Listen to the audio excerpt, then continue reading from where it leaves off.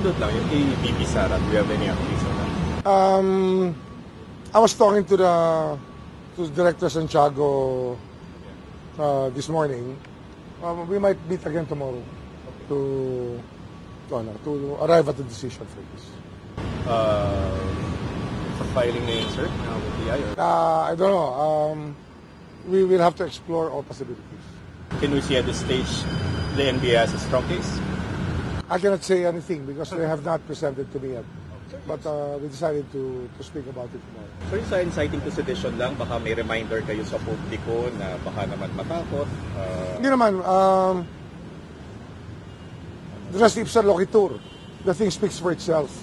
Yung language that calls for hatred and calls for overthrow of government is not an acceptable language to us because we are under the rule of law.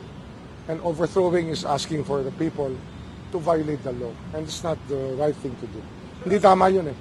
May pagkakalagyan ka, pag ang tingin mo, pwede mong hikayatin ang tao na magalit kahit na walang dahilan.